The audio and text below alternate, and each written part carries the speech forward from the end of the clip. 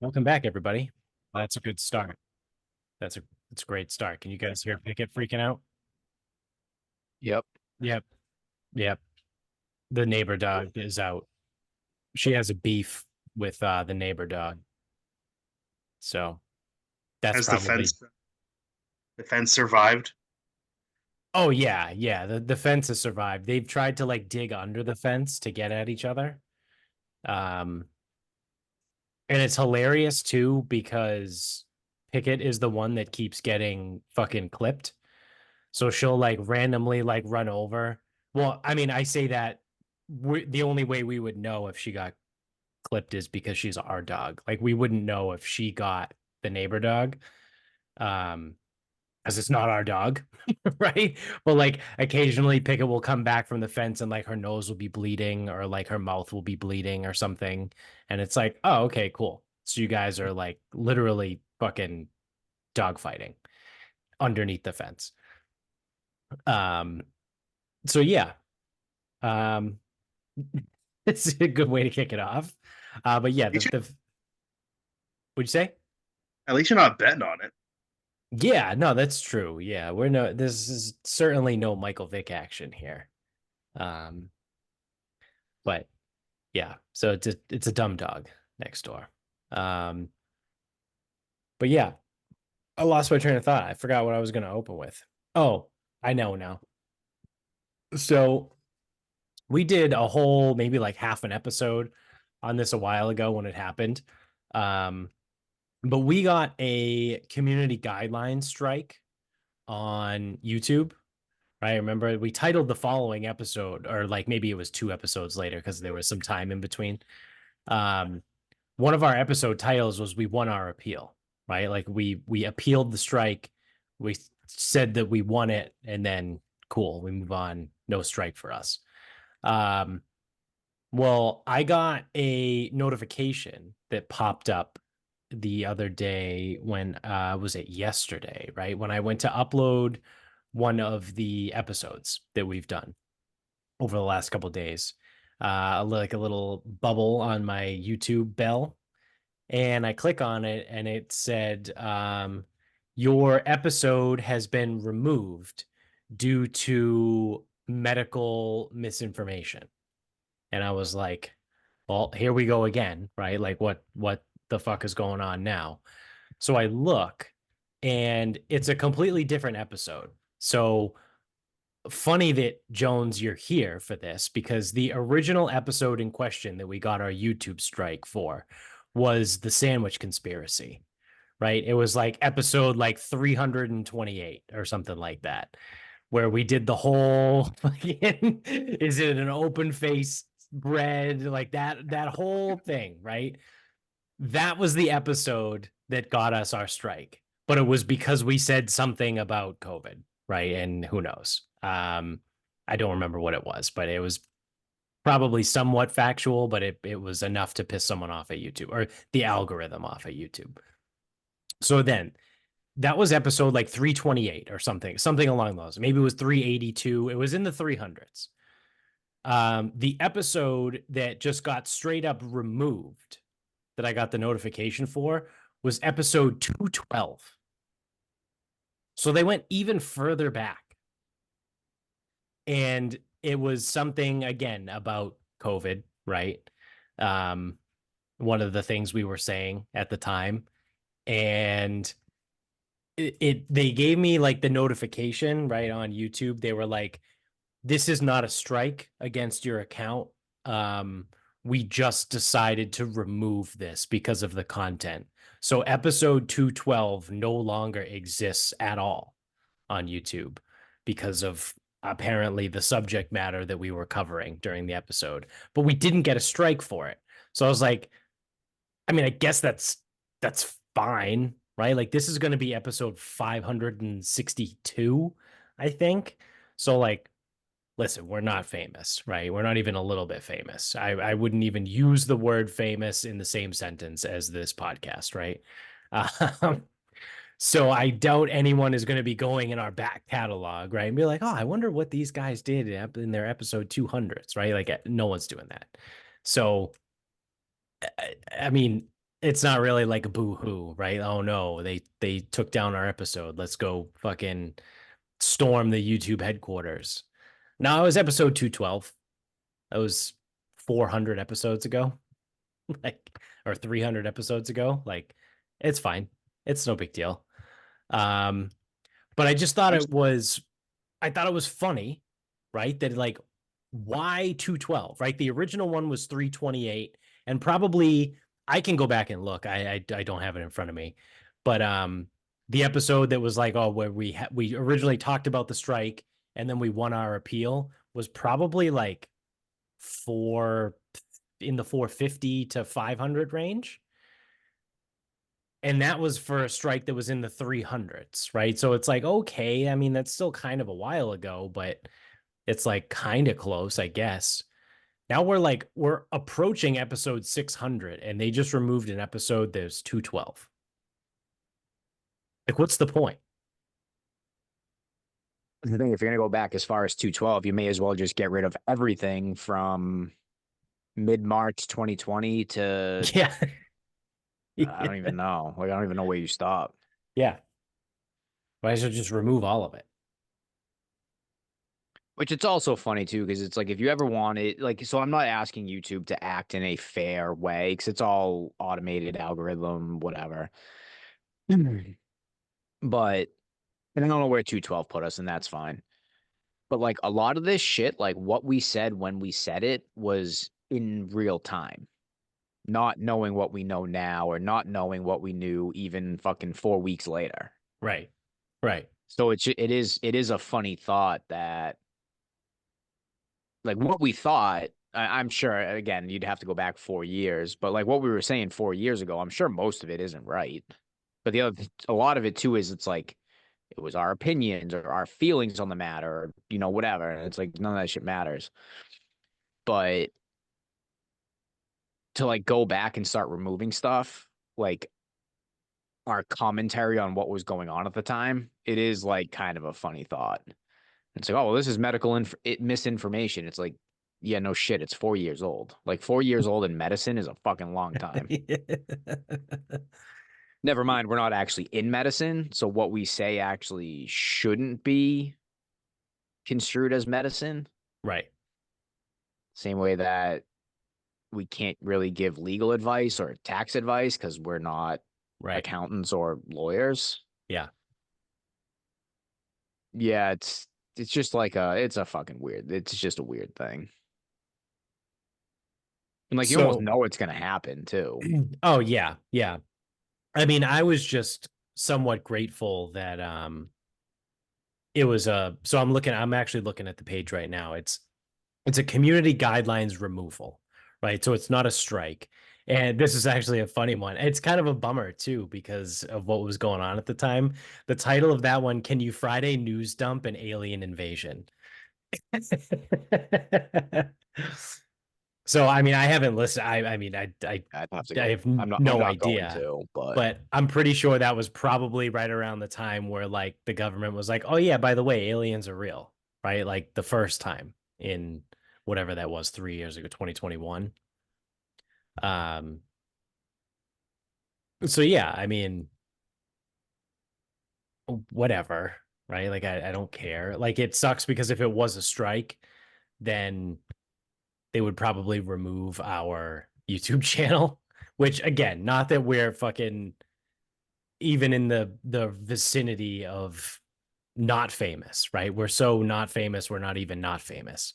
Um, but it's still kind of a bummer, right? If we got kicked off YouTube.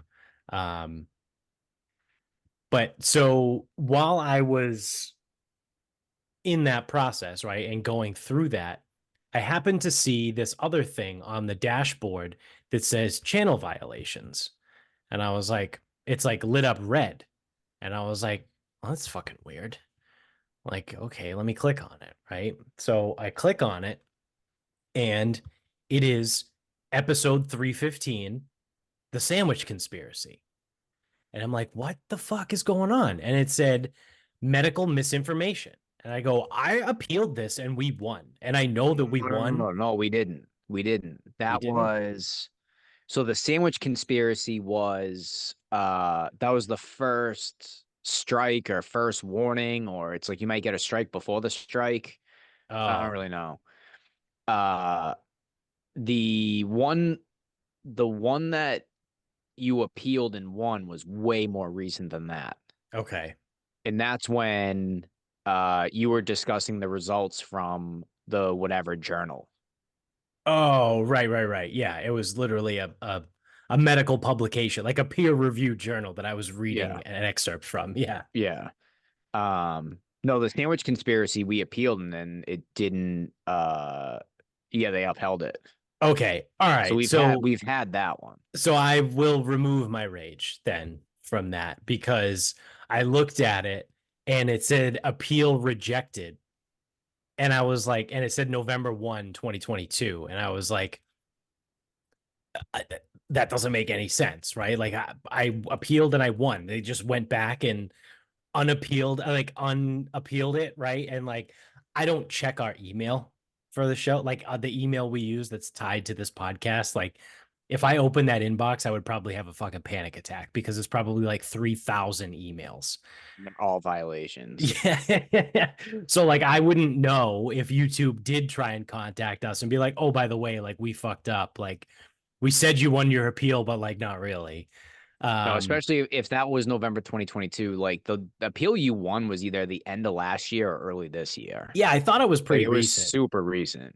I thought it was recent, but I was like, I don't know, maybe it wasn't. I don't know. But yeah, the sandwich conspiracy, it's still funny for an episode that we were discussing the intricacies of what makes a stuffed bread versus an open faced bread versus an open faced stuffed bread. Somehow the algorithm couldn't pick up that the combined IQ level of that conversation was probably fucking three, a combination of 3 and 5. And yet somehow we were like those same people, those same idiots could somehow be capable of spreading medical and disinformation or misinformation, whatever it Yeah. is. It is just like a hilarious logical leap, Yeah. right? Because it's not like and this is something that like again medical misinformation really hasn't been a big deal outside of people getting kicked off YouTube. Right. Like it hasn't been a big deal in a few years now. But it's just so funny that like to practice medicine you have to have licenses and um schooling and experience and credentials and boards and like all this stuff. Right. But yet, if I make a YouTube video and I give like an opinion where I think like, oh well, this is dumb, or I don't see how this would work, somehow that be like Yeah. they've made everybody an honorary doctor in my opinion. Because if I Yeah. can spread medical misinformation, that means I'm capable of spreading medical information. Thus, thank you for my MD. I like that logic. Right? Because like if you're not a lawyer and you give legal advice, like is it really legal advice?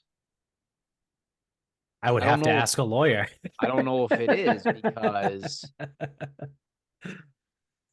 like if you're not a like barred lawyer, Yeah, because there's no like organization or like standard that you're being held to, right? Like if like as a doctor you take the Hippocratic oath, right? Like do no harm, whatever the fuck it goes. Um like as a lawyer you probably take some sort of oath, right? And it's like, bar, right? Isn't that like well, the bar is a test.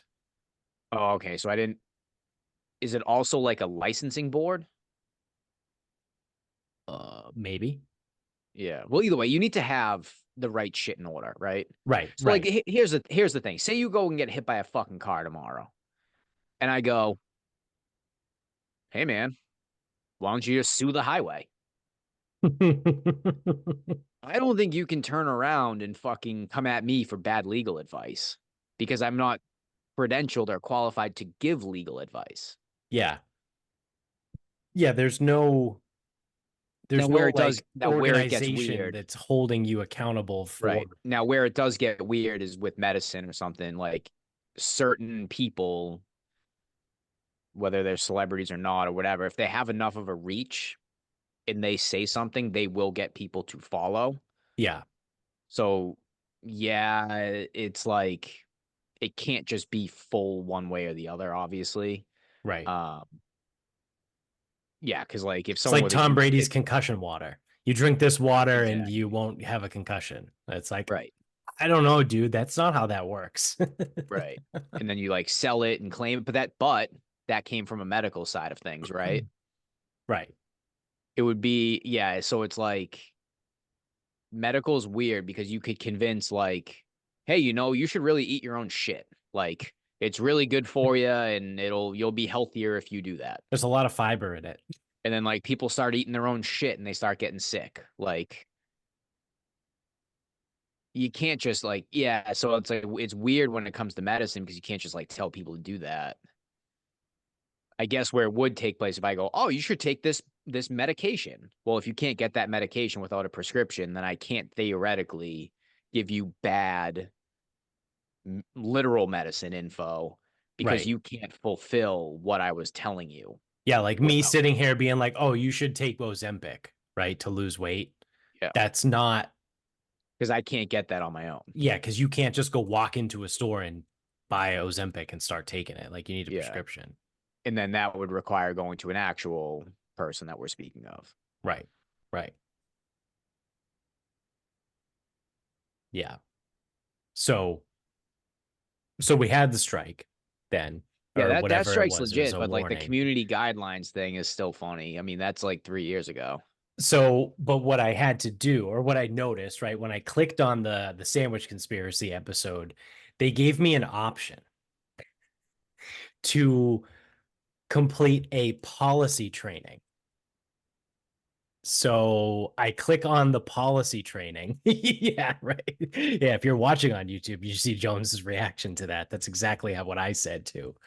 Um, so I click on the policy training and it's like, this will take you approximately 15 minutes and it's 7 questions and you need to answer them all correct in order to proceed, whatever. So I go through and it is the biggest fucking joke. It's like Sally has a like says on a video that she tells people not to get the COVID-19 vaccine because it's bad for you or something. Is this misinformation? And you click like yes or no. And it's like, well, yeah, I'm just going to click yes. Right. I always go back to um, Dr. Braun at Bridgewater State. So I know Jones, you didn't have him, but me and Dats did.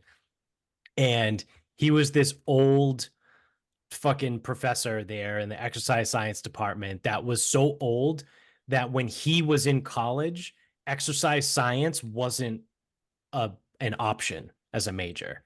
So his major was in like biology or botany. I think his undergrad might have been in botany, and I think his doctorate was in biology.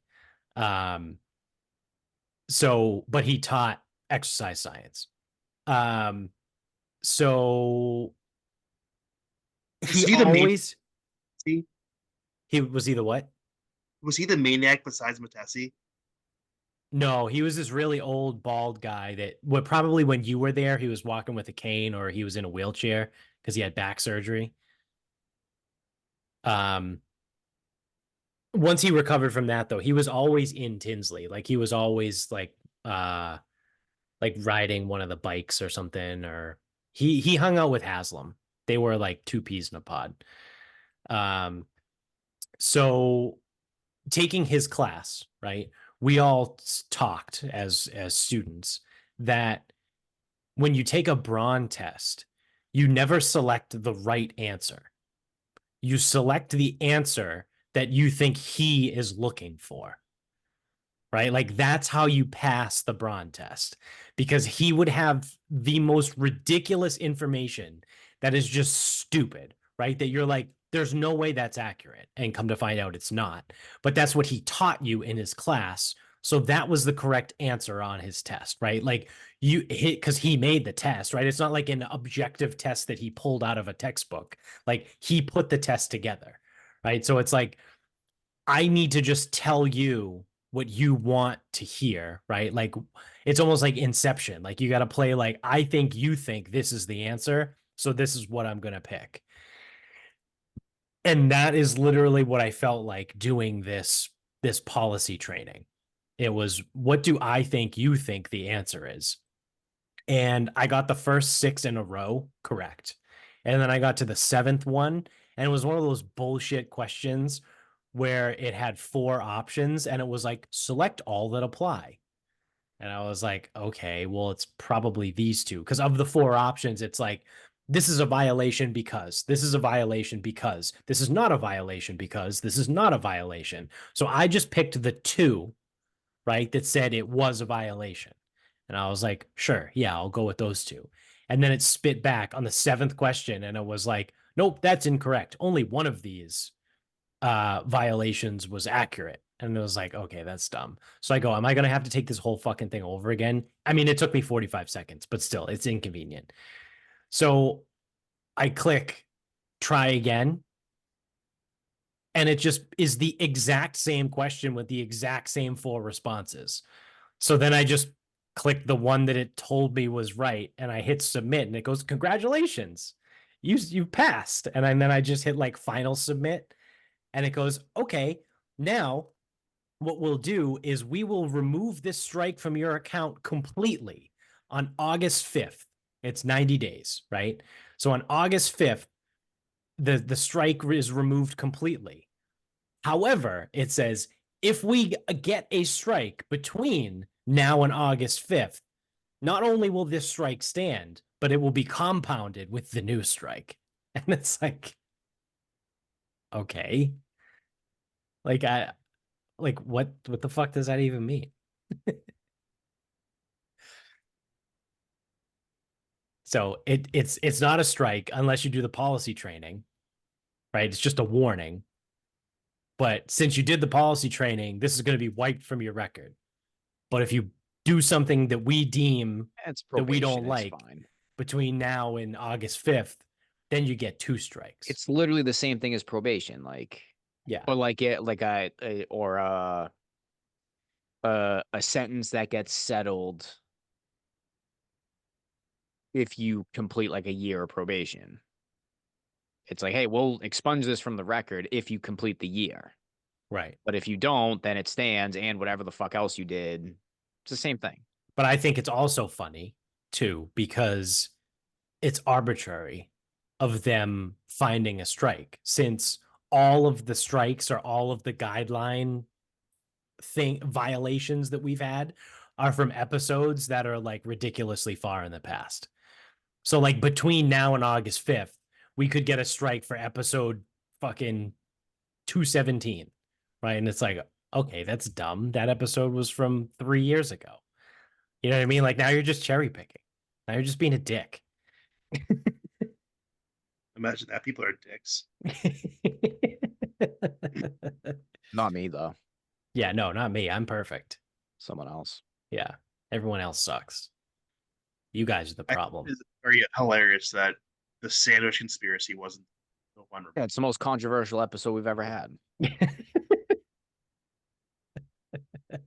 And I mean, not because of the stuffed bread. I was going to say, if you think about it, it really might be. Well, more people again. It's got the strike. Though, I was to say more people need to listen to that shit because I had to have this debate at work one day. So, yeah, I mean, that's a real thing. It's what I came across yesterday when I was trying to upload an episode. So, let's see what else we got that's happening over here. Oh, I thought this was interesting only because it happened in Massachusetts. Um, Everyone always talks and dreams about, oh man, if I only hit the lottery, right? Oh, if I hit the lottery, I would do this, I would do that. Well, there was one woman that hit the lottery for $1 million like 3 months ago. and she hit the lottery again for $1 million like 3 weeks ago, or maybe 2 or 3 weeks ago. So it's like, oh, sick. It's like, what the fuck are we doing here? So I saw this recently. Well, she just won it actually last week. Sorry. It's May 1st is the check date. So the Massachusetts State Lottery revealed that a woman won $2 million prizes within 10 weeks. She claimed her first million from the Lifetime Millions $50 instant ticket game in February. So, hey, you buying a $50 scratch ticket. That's All right. yeah, this $1 million probably Didn't even isn't know we fucking were going up to to last you 50. very long. She then won another million playing the 100x cash $10 game. She chose the one-time $650,000 payment on both occasions. So that's fun. In Massachusetts, you lose what 35% to taxes. So after her first win, I got a chuckle when I read this part. After her first win, she said she intended to buy a new car. She plans to save her second prize now. So I know it's like a quick little article, like there's no real detail to it. But you want $650,000. You live in Massachusetts and you're like, oh, I'm going to buy a new car. Okay, what are you going to do with the rest of it? Well, the second million, I'm going to save. What did you do with the first million? Well, I bought a new car. Like, did you buy a $650,000 car? I don't even know what kind of car would cost that much. A McLaren? Like, I don't know, like whatever the most expensive McLaren in the world. I mean, there are cars that are like $1.2 million.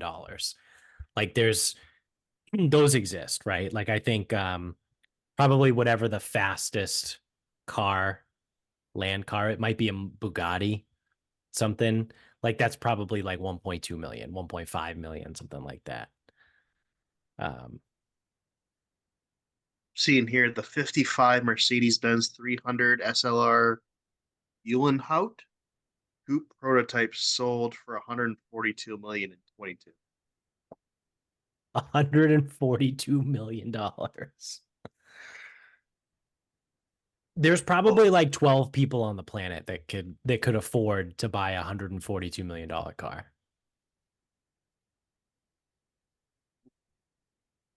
What's a Lamborghini Urus? So that's 230. Oh, that thing looks like shit. Why would someone be on the outside of the Urus? Oh, it's like Lamborghini's SUV. There's Yeah, so even like shit. even a Lamborghini is like a 250,000. Some of the older ones seem to be worth a lot more. I don't know. 2022 seems to be fucking rocking. Yeah, I mean, we're talking like 650K. That's like a collector style Lamborghini, Yeah. but like a more recent one, not like a vintage one. Yeah. I mean, I'm looking, there's a Bugatti that's 18 million. There's a Rolls Royce that's 28 million, which is Rolls pretty. Royce in person in Naples. It's probably the first time I've ever actually seen one. Not in like a car show. Did it look like a car? It did look like a car. Had four wheels and an engine. Yeah, I believe whoever was in it used it to get from point A to point B. All right, cool. But how do you flex on the pores if you don't have a Rolls Royce? Yeah, I mean that's literally all it is, right? At that point, like the only reason you would ever buy a Rolls Royce and drive it around is just to let everyone else know how poor they are. Right? Like I honestly can't think of any other reason why someone would use a Rolls Royce as like an everyday driver car. going to downtown Naples might not be an everyday thing. Oh, that's Although in fair. Naples, I mean, you can drive a Rolls Royce most of the time. Like, yeah, they're just not. I don't know. They just don't do it for me. Like Rolls Royces in general, they just kind of don't do it for me. I mean, I'm not really a car guy, so I don't have any real strong opinions about types, models, brands, cost, any of it. Yeah, I mean, I'm not a big car guy either, but it's just I just think it's egregious, right? Like I know we've talked before. The guy that lived in Medford that had a Lamborghini, the orange Lamborghini. Well, that's the thing is, that's mostly impractical. So I mean, it's unnecessary, yes, but you could argue that period. Uh, it's impractical because it's Massachusetts. But having those types of cars in Florida, necessary? No, but a, that's not why people buy cars. They don't buy those types of cars out of necessity. They buy it because Right. they can and they want it and they don't Right. care how much it costs. Right. And then, yeah, there'll be people where it's like, there will be some people who look at Lamborghinis and go, nope, not for me. And there'll be people who look at Rolls Royce and go, nope, not for me. And it doesn't even matter because these are rich people problems that aren't even remotely relevant to anything I will probably ever have to encounter. Let me know if you guys ever hear me hemming and hawing about, well, I don't know if I really like the body style on that Rolls Royce. And I'm just not sure if that Ferrari is going to drive fast enough. I don't know if I'll be able to really let that thing purr. If you ever start hearing me talk about that, just fucking punch me in the head. So the Rolls Royce that I saw that was $28 million. I did a quick fact check to make sure that my statement that I was about to say wasn't completely like outrageous. But my first thought when I saw that a $28 million car was that's more money than I will make in my lifetime. Like combined, 28 million, which again, I did a quick fact check. So you figure, right? If you work for 60 years, 28 million divided by 60 years is $466,667 a year. I will tell you right now, I don't make that. You made for the last And I haven't whatever made years. that for the last 16 years that I've been working. Only 44 left. So that means to average $467,000, I now need to make way more than that to make up for the last 16 years of not making anything close to that. So I can tell you right now confidently that Rolls Royce that cost $28 million is more money than I will make in my lifetime. That before or after taxes? That would be before. Yeah, so Like I just even, did 28 million divided by 60. yeah, so it's even longer then because they're going to take out a shit ton of taxes. Yeah. Yeah. Yep. I didn't Perhaps you even should have just factor been in a good taxes. athlete and you would have made 28 million in 1 year. Yeah, I know. If only I had like Then you could have bought a Rolls Royce a year. an extra 6 inches of height and, 30 pounds of muscle. Talent, skill, Yeah. Probably better eyes than I charisma. have. A better back. Yeah, probably better looking too, right? Yeah, but if only I had those things, Bennett Brower. if only I had those things, like then I definitely would have been a famous athlete. So Right. yeah. And then you can have a $28 million Rolls Royce, Yeah. which still wouldn't be necessary. No. That's my Oh. thing. It's like, if you can afford that type of car, fucking drive it right fucking downtown Naples. Like, seriously, show everyone how fucking broke they are. Oh, that's cool. You spent $3 million on your Bugatti. Yeah, check out my $30 million Rolls Royce. Like Yeah, that's hasn't. yeah. That's insane. But so now that we have Jones, right? I have this thing that I've been sitting on for a while. Um, it came up in our group text a while ago because one random day, Wedding Crashers was on TV, and I sat down to watch it, and I was like, "Holy shit, this movie is incredible!" So I think I texted the group, right, and I go, "Is Wedding Crashers the most quotable movie of all time?" So I want to pose that question to you both, right? And say, is it, right? Or if not, what is the most quotable movie of all time? Because there were some, again, it's been a while since I watched Wedding Crashers, but there were some lines in there that you almost forgot, like at least I did, you forgot that they were from Wedding Crashers, but they've just like become part of the lexicon, right? Like, um, you sandbagging son of a bitch, right? Like that's from Wedding Crashers, but like everyone always says that. Um, Obviously, Ma the Meatloaf, like I think everyone remembers that that is from Wedding Crashers. But there was like I've already forgot because I didn't write them all down, but I can do a quick Google search um and find out.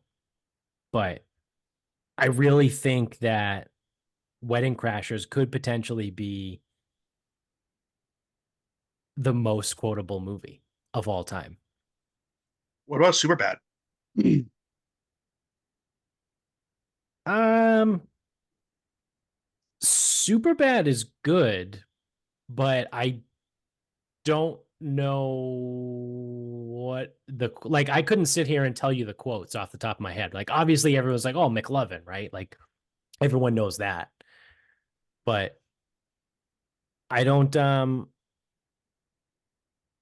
I don't know. I don't know any quotes from that movie. So the first four that came to my head: Dumb and Dumber, Billy Madison, Happy Gilmore, Office Space. Office Space is a good one. Yeah, Office Space is a good one. Mostly because this is almost entirely how I speak Yeah. Oh, in these Stage Five quotes. Clinger. That's from Wedding Crashers. Oh, I knew that. Um, Play like a champion, like no excuses. Play like a champion. It's Wedding Crashers. This might be a me thing, but what about the Big Lebowski? so I was gonna put that in there. I I was gonna can go like the Big Lebowski, but the only problem with the Big Lebowski is out of any movie that we've discussed, it probably has the lowest percentage of people who've actually seen it. Yeah. that. So, like Happy Gilmore, Billy Madison, most people know those movies. Most people know Dumb and Dumber, and I feel like enough people know Office Space, I or I think feel definitely like they do. since our generation, they definitely know Office Space. Crab Cakes and Football. That's Wedding Crashers. So I don't know. So my thing is like when I look at it, like, yeah, so Office Space is great. And I think there's a difference between like how we would talk to each other, right? And like say some stupid thing versus like something that has become again like part of the lexicon, right? Like the part of like the way that people talk and the way that things say things. So like, when we're talking to each other or we're in a situation and it's like, oh, hi, it's me again, right? Like that's like a conversational thing, right? Like it's different because that's just us being dumbasses talking to each other. Or like, you know, I have nipples, Jones. Can you milk me? Right? Like that's just fucking something that would pop up randomly. But like I mean things that have become part of like everyday sayings, right? Crab cakes and football. That's what we do. That's Wedding Crasher. Like all like a ton of people say that. Like so many, like we joke about it all the time. But um I'm still looking through. all of these, but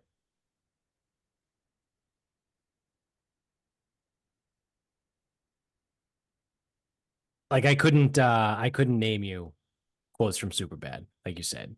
How many can you guys name from like Office Space? Or I mean, Billy Madison and Happy Gilmore are great. Like again, they're great movies.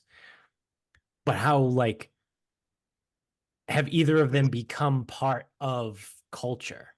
Right? Like have the quotes or sayings become part of regular Yeah, I culture? mean, so for better or for worse, like Happy Gilmore, oh, it's all in the hips. I mean, Shooter McGavin himself is whatever. Green jacket, gold jacket, who gives a shit? Now, obviously it's a golf movie, so it has to be Right. within that. So that might skew it a little bit. Hummy sticks. That's Wedding Crashers. Um, so my thing, with Office Space, this is what. So like, I don't even know if you guys realize that I threw an Office Space at you in the group chat when I left to get the suit after I left picking up the suits. Yeah, they put it in Storage B. storage B. Yeah, yeah. And I think when it comes to actually like being at work, Office Space is like unbelievably accurate. Yeah. And that's like kind of like the key to it, like or like the subtle genius of it. Wedding Crashers gets you more memorable quotes. I think the number one that I just saw is "You shut your mouth when you're talking to me." Like that's gotta be one of the most used quotes from a movie ever. Like that's huge. That's a huge quote. This is the only thing though. It's you're so I guess it depends on how you look at it, right? Because when you talk Wedding Crashers, you're quoting the movie. That's what you are doing. Right. Now, like when someone talks about Maryland, oh, crab cakes and football. Like, yep, gotcha. But like some of these other ones, they have use in everyday life. Like a jump to conclusions map. Like, hey, what would you do if you had $1 million? Besides two chicks at the same time. Like the pieces of flair, like that, like that's where like specifically Office Space, if it's not the most quotable, it might be the most relatable Just living the of the dream. of the That 90 is minute. that I'm just living the dream is from Wedding Crashers. Yeah, but that's all okay. So that I'm drawing the line on that one specifically because the rest of them are good. Fishing with That's what dynamite. that's what every fucking all we're doing now is like the random guy at the random cookout listening to fucking Tom Petty. Oh, Yeah. in the dream. But fishing with dynamite is a good one too. Didn't our sophomore year fucking high school history teacher used to fucking say that, living the dream every day? That was Yeah. probably why. Actually, that's probably why he said it. It's probably Yeah. from the movie. Yeah. So Amy from downtown, she just gave a great one. Step Brothers. Step Brothers is pretty quotable. Talladega Nights is too sneakily. Yeah. Yeah, I don't know what to do with my hands. Yeah, And like shake and that's a bake. huge one. Shake and bake. That's a good one. I'm gonna come at you like a spider monkey.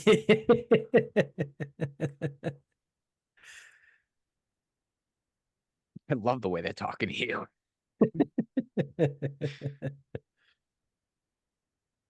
Like, I mean, Step Brothers might actually have the number one, right? Like, as much as I think Wedding Crashers is great, Step Brothers might have the number one. Like the whole like, did we just become best friends thing is probably the number one quote used from a movie, right? Like that's got to be up there. So you know what I mean? It might not have the most, it might not be the most quotable, but it has the number one.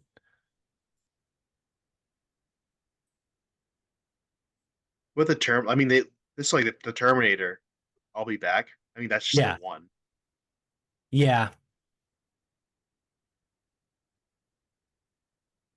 Yeah, but that starts entering a different realm because it's almost That's like, almost like a catchphrase. well, same with like Gladiator. And it's like, Yeah. Are you not it's, entertained? Right. It's like, yeah, it's okay. like, Yeah. okay. But the rest of the movie, I don't know. I've never even seen Gladiator. So I wouldn't even know any other quotes from that movie.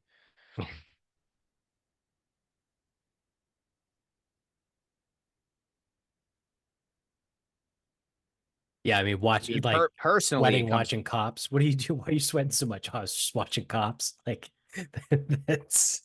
I would say personally, the other one would be Forgetting Sarah Marshall, but that's definitely not global. No. Yeah. That's specific to me. Yeah. I mean, that's just a great movie, right? Like, and that's the thing. They're all So great good. movies. And it doesn't mean that, like, I don't like any of them because I love all of those movies. But it was just one of those, like I said, that came up in discussion. Like, what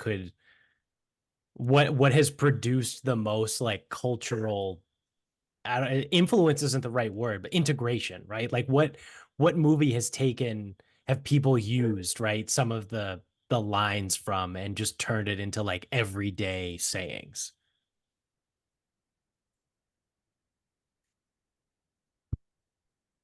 So thought it was a good way to broach. But I do like I like all the inputs.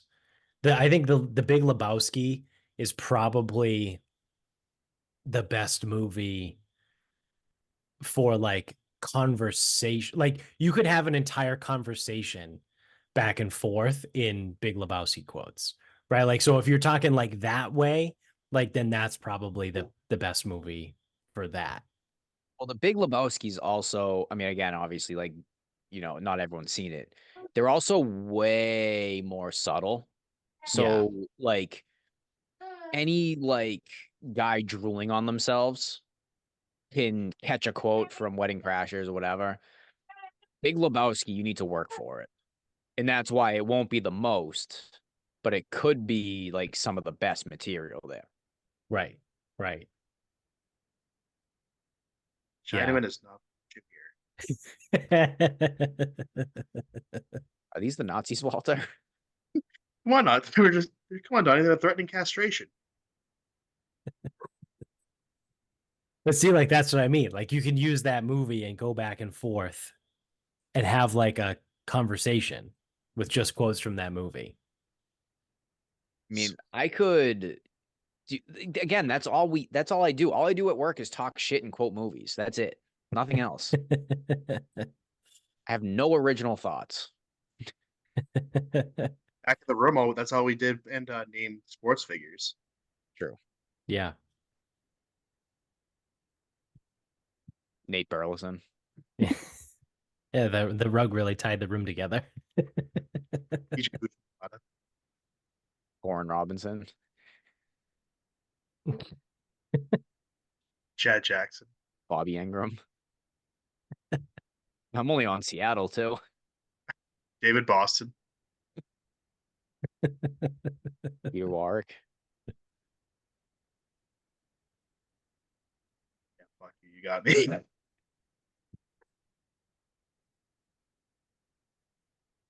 So, yeah, I mean, just keep going on and on and on. But I think you want to start wrapping this up Wrap this up. about that time. Jones, you want to lead us off? Sure. So I started my job as a training exercise person for the health department a couple weeks ago. So it means I have to stay at the office for 30 straight days, well, 30 working days. And I noticed that a family of geese had like laid eggs or whatever in the parking lot. So they just hatched while I was out training, and the bastards, like they're just running around the parking lot, and the adults are like fucking hissing in and coming after me when I'm going for a walk, whatever. So are geese worse than turkeys? Because turkeys are just awful too. Yeah, turkeys are pretty bad. I mean, turkeys are the worst, but I think geese might be even worse. Because at Well, I least you can think eat turkeys. I mean, you could eat a goose you too, don't want to eat those type of Yeah, geese. I've but never had it before. You yeah. don't want so you don't want Canada geese. Definitely don't want parking lot Canada geese. It's a little gamey. Yeah. Yeah. Um. So I think geese, like with the newborns around, it's a little bit of like almost stolen valor. They like act tough, but it's like you haven't earned shit. You are not tough. Turkeys theoretically could probably fuck you up pretty good with their talons if they really wanted to. Um, but also it's like I don't feel like I feel like turkeys are appropriately um respected in a way, I guess. Like you don't really get too close to a turkey, generally speaking. Like no one runs up and tries to like kick a turkey. People try that shit with geese or they feed the geese bread and then they all hang around. Then it's like, oh wow, they're all up in our shit now and now they're hissing at us. Like, what the fuck happened? But again, yeah, it's like you guys are pussies, and I've seen many of you die to a golf ball. Um, so why don't we just fuck off? Fucking geese. Yeah. Also, I think my favorite part of that whole story is you led with, so I've needed to be in the office for work for the first couple of days. And I've noticed in the parking lot, there's a family of geese. It's like you're not actually doing anything other than looking outside all I have day. nothing to do, so I'll just go. I like go for walks. It's ridiculous. I have Right. no work to do, so what else am I supposed to do? But you're just required to sit in the office for 30 days. Yeah, and I told it to my boss, and he's like, "Yeah, that's nothing I can." Well, whatever. Sick, man. I'm getting a paycheck either way. Oh man, that's hilarious. So Government. yeah, I had to go into the office, so all I do is watch the geese in the parking lot. Well, and I sent you the snap the other day too. I was just sitting playing Pokemon. I was in the office. Like, Do you have Do your this own from I'll cube? say I could do this from home. Yeah, yeah. I could sit on my couch right now and do the same thing. Do you have your own cube or do you have to like share space? third biggest in the whole office. Pretty Whoa. big. Whoa, third biggest. Wow. Is it almost in the corner? It's the corner, and I have a window. I say, is there a Whoa. fountain view?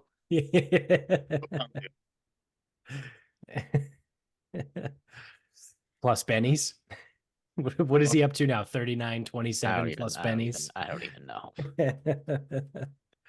Fully loaded 2011 Ford Taurus. Yeah. Pretty soon you're gonna get a waterbed. You won't even have to finance it. Hey, cat. Be careful with doorknobs though. I have a tough time. Do you guys like dish out cubes by seniority, or did you just happen to get? I just happened. It was like in Yeah, our program space. Rank. yeah, Oh, funny story. I forgot to mention this too. So they're requiring everybody to come back to work more often, but they don't have office space to what bring everybody back in. yeah. Oh, Everyone's is doing there that. space in storage B? So this is a fun conundrum that Yeah, all of these companies are running into, and when I say all of them, I mean every single one of them. Um, so obviously this is like kind of my job, right? Like it ties in very closely to like corporate real estate and things like that.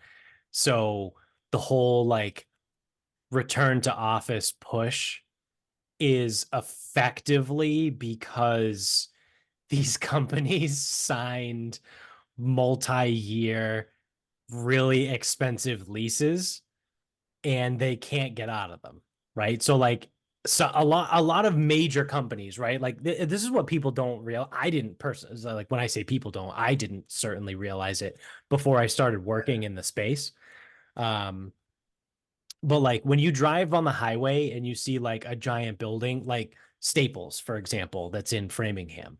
If you drive by on the Pike, you see like this massive building and it says Staples on the side, right?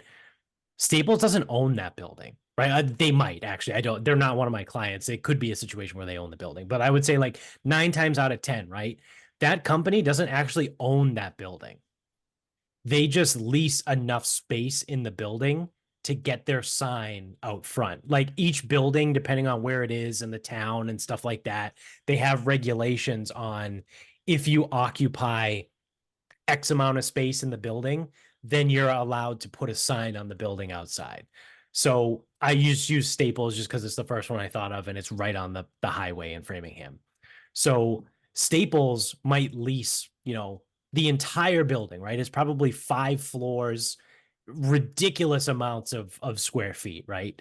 Like they probably signed like a 15-year lease in like 2018, right? Because that's what a lot of these corporations do. They sign like 10, 12, 15, 20-year leases. Well, if you signed a 15-year lease in 2018, not realizing or not knowing, right? Because you wouldn't realize, no one did, but not knowing what was about to happen.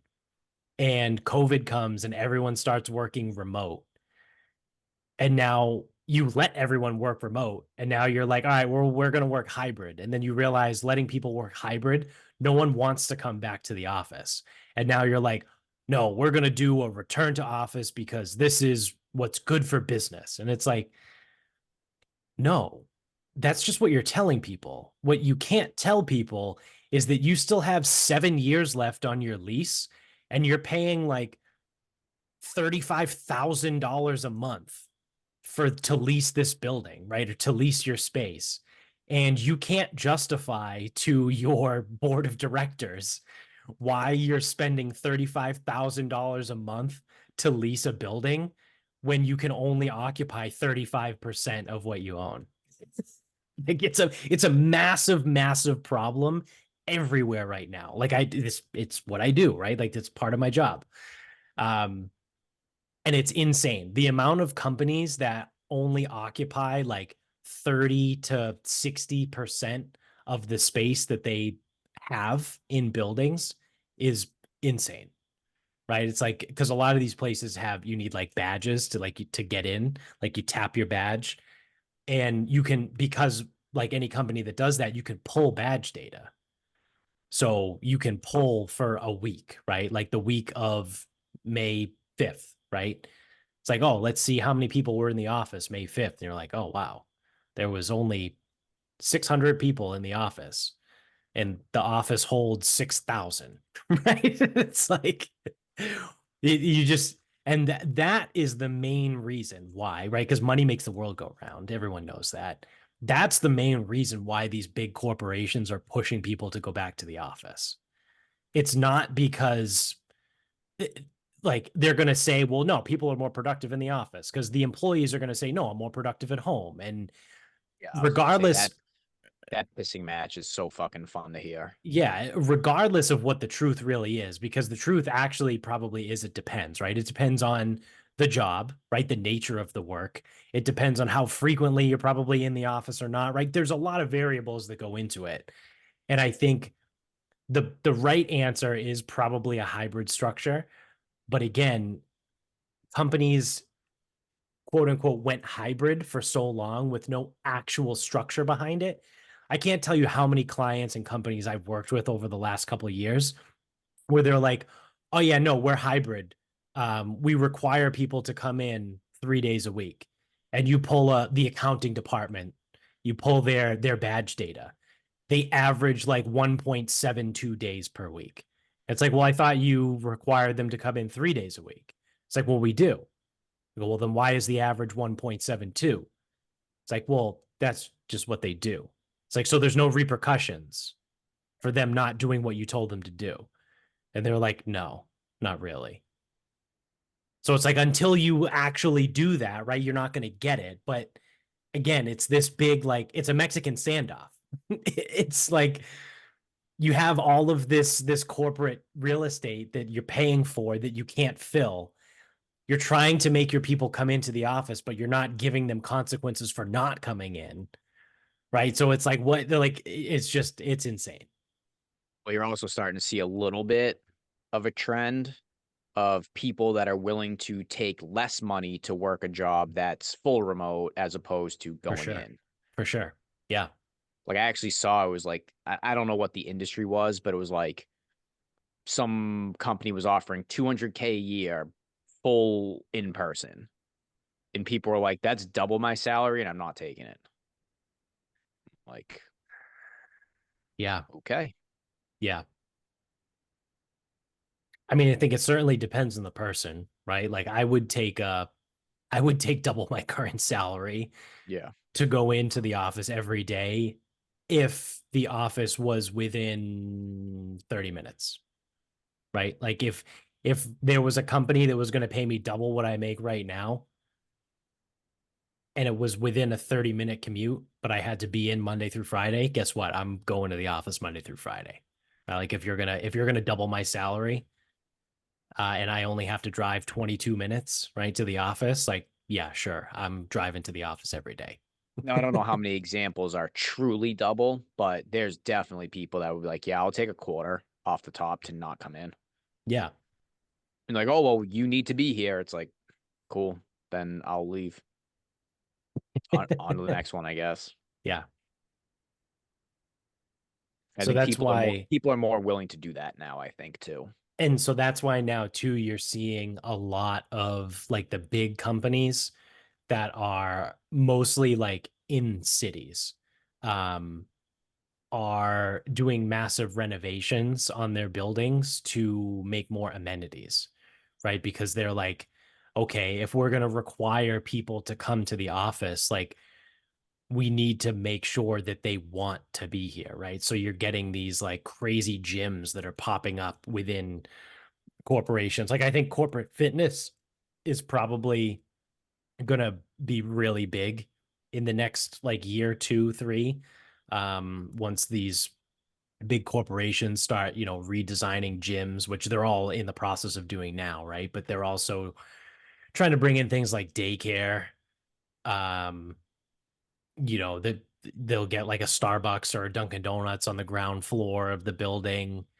Um, they'll have an in-house cafeteria that this is big in Cambridge, is everything is subsidized, right? So it's like, you can go get a sandwich for lunch and it's like $4.50, right? Like it's because it's your company subsidizes it for you. Like there's a lot of places that are starting to do stuff like that now because they're realizing like if we want people to be here, we need to give them a reason to be here. Right. So like I said, you're seeing some tricked out gyms. Like there was one building, one of my clients just opened a brand new building, and you walk into the gym and you're like, this is a fucking really nice gym. Like this is almost like this would be like a 50, 60, $70 a month gym membership. Like if it was just a standalone, right? Like it's not quite a $200 a month like Equinox gym, but it's a solid, Lifetime Fitness or whatever those are. Like it's the tier just below an Equinox. So, I mean, they're just trying to do whatever they can to make people want to be in the office.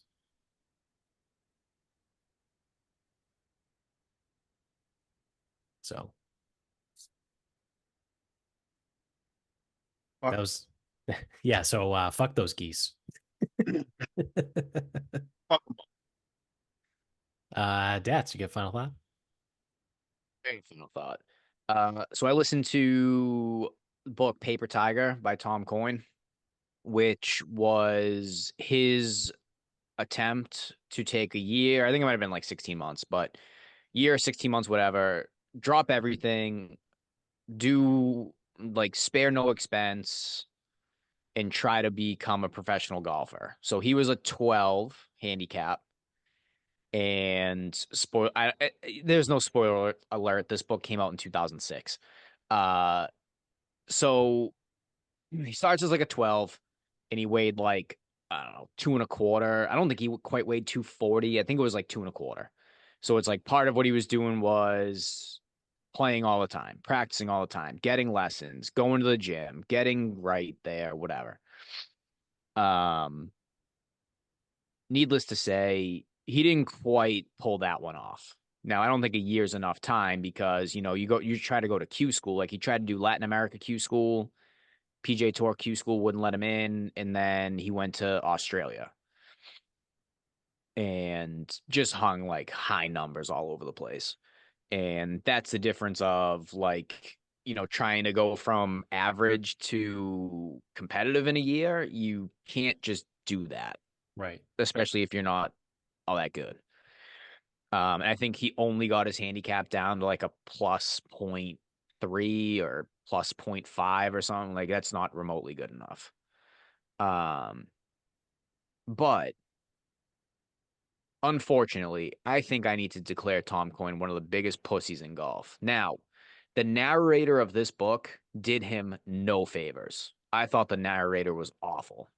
Absolutely terrible. The way he narrated made Tom Coyne sound like a giant pussy. So, needless to say, I guess I have to unfortunately consider him. Um, but so he's spending a year or whatever, year plus to become a professional golfer. Now, I'm not going to diminish what the scare was because it's important, but he noticed that there was like a growth behind his ear, kind of like ear jaw ish Yeah. area. So, in the middle of the quest of trying to become a professional golfer, he was living in Florida at the time in a short term rental, whatever.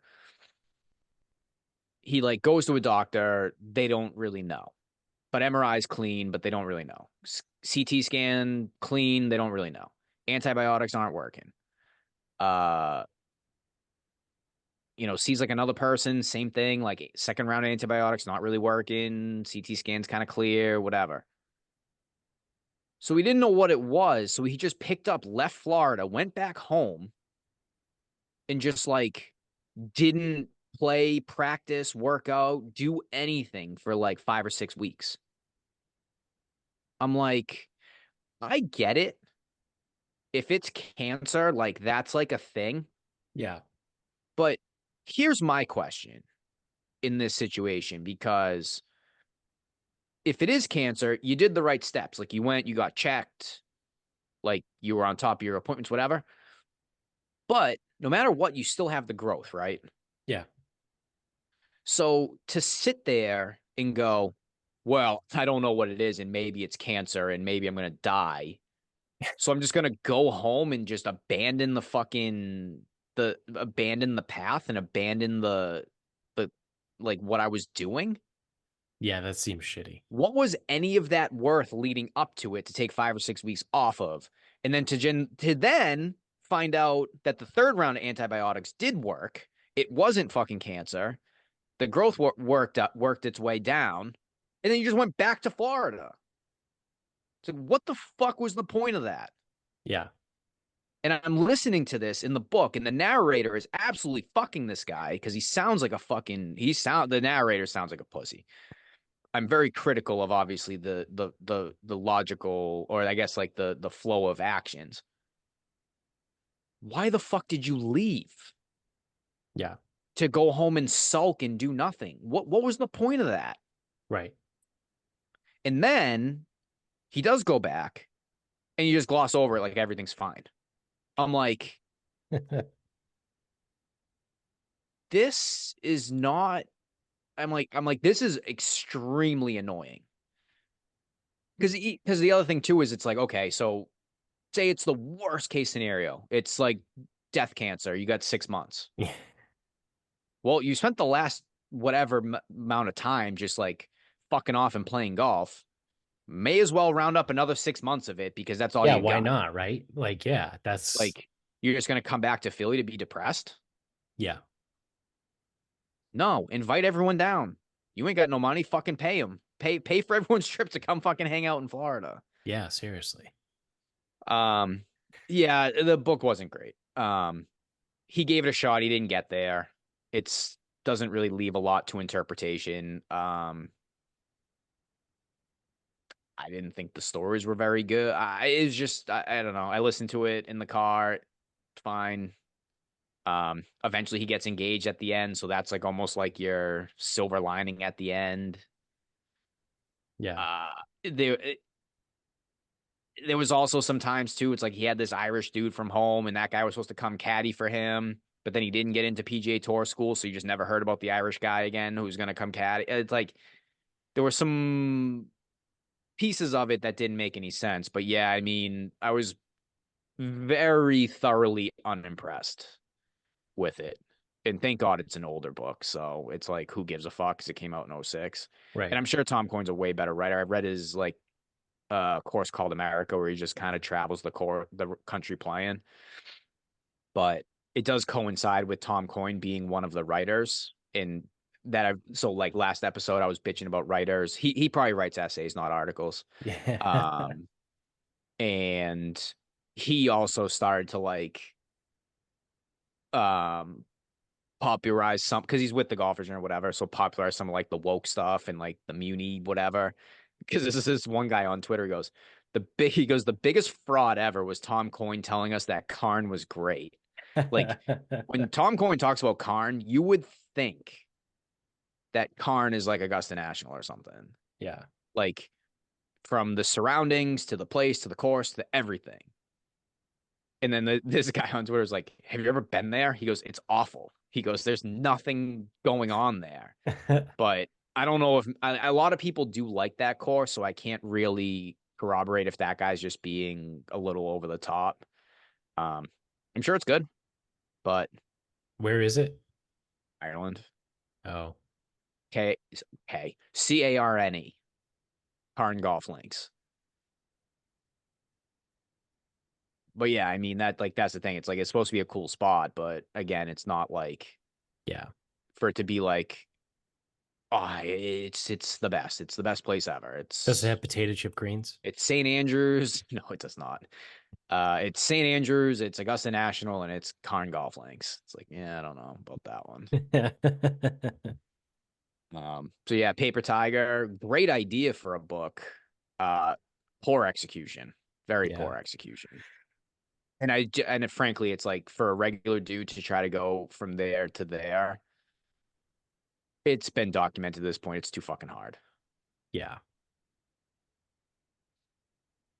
Yeah, I mean, I know this book came out in 2006, so the times were different, but that would almost be a better like a Netflix like a mini documentary, right? Well, dude, Like not put for out, nothing. The Chasing Scratch guys are on season 7. yeah, Like, and they're trying to go from 11s to scratch. yeah, Now, Coyne surpassed that, but these guys kept their jobs, whatever. He gave everything up. right. Um, but yeah, I mean, there's plenty of people like from hack to scratch or from average to scratch, 20 to scratch. It's like Yeah. It's been done. yeah, it's been done. All right. So my final thought. Have either of you guys watched the roast of Tom Brady? Have not. It's in the queue. Probably watched. So just a heads up, it's 3 hours long. Um, I watched it in 2 sittings. I started it last night and I finished it this morning. Um, it's surprisingly pretty good. Obviously, like there's some people that were better than others. Um, for the most part, they went back and forth on like player comedian, right? Like I think Drew Bledsoe, right, was the first player that went out to do his roast, and then like Jeff Ross went after him, and then it was, whoever, Julian Edelman, and then it was fucking, you know, Nikki Glazer or whatever it was, right? Like they mostly flip back and forth. There's some other like random people that just kind of like popped in that were pretty good. So overall, I thought it was pretty good, right? Like there were some people that I didn't think were super funny. Um, but overall, I thought it was good. and someone made a point during the show how like it's been a long time since someone even had a roast or whatever. And last night I turned to Amy and I was like, yeah, when is the last like roast that like actually came out? And neither one of us could remember. Like, was it the roast of Donald Trump or like, I don't know. Like, I have no idea. I remember Justin Bieber, Justin Bieber, maybe? Okay. Yeah.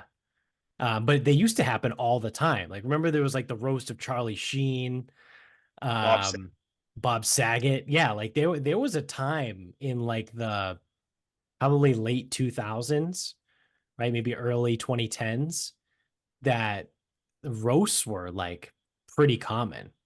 William Shatner used to go on, right? I think there was a roast of William Shatner. I think he got roasted. Um, but yeah, Were no, the jokes as bad as Felger made him out to be? Like he made it seem like they got away with fucking murder the other day. um, yeah, bad as in like racy. Yeah, Oh yeah, oh yeah. But that's good, right? Like yeah, I yeah. like that. Like I enjoy that. Like I enjoy that kind of comedy where it's like, oh, okay. Um, there was a lot of there was a lot of really funny shit, right? Do you know who Tony Hinchcliffe is? No, Um, so he's basically gonna take the torch from Jeff Ross as like the roast master, right? So everyone is well aware Jeff Ross is the guy when it comes to roast, right? But like I think when Jeff Ross is done, that's title is probably going to go to Tony Hinchcliffe. He's a fantastic joke writer. Um, he got up and he let loose. He absolutely murdered everybody. So I thought that was pretty great. There was a lot of like Julian Edelman got up and started telling black people jokes. Like it was pretty fucking hilarious. And there was a lot of jokes where it was like, wow, like that's insane. Um, so I think part of it too was it was originally like a Netflix live event, right? So it was live. So people were just saying whatever the fuck they wanted. And there was nothing really that we could do about it. Um, but yeah, I thought it was good. I recommend it. Like I said, it's 3 hours long, so you probably want to break it up. Um, do you, I mean, it's not a real spoiler, but like you have an idea of all the people that showed up, right? yeah. Um, so I broke it so it was after Belichick, I think. So when Belichick finished, I turned it off last night and went to bed. And then I picked up after that this morning. So, I mean, there's no real like, it's not like we were talking in the last episode about like the Irishman, right? Like this is how to break it up to make it manageable. Um, I feel like that was a solid spot to stop. I don't know. Like maybe it would have been better if I stopped right before Belichick went on, but it doesn't matter, right? Like it's unless you have 3 hours to just sit there and watch it. Um, but yeah, I mean, I think of The Office, so yeah, you're gonna have 8 hours to do nothing. So yeah, I would check it out tomorrow then. It's pretty good. I mean, you might start hysterically laughing at your desk, but there's two people that work there with me, so all right. Well, that's gonna do it for us. So thank you for watching. If you're on YouTube, don't forget to click subscribe up above, hit the thumbs up down below. Subscribe if you're an audio only guy too. You can get us on Instagram at Sarcasm Speaks Pod. Twitter is sarcasm_speaks. The Facebook is Sarcasm Speaks. The website is sarcasmspeaks.com. Go to the merch store, buy some merch, like that really cool coaster that Jones has right there that's survived, what, like 3 years now? Um, yep. so they're good quality. Sarcasm Speaks makes high quality coasters. Um, and check out the show notes below. Support all of the sponsors down there. You get all of your links and discount codes and promos and all that stuff. So support those guys, support us. And until next time, good night, everybody.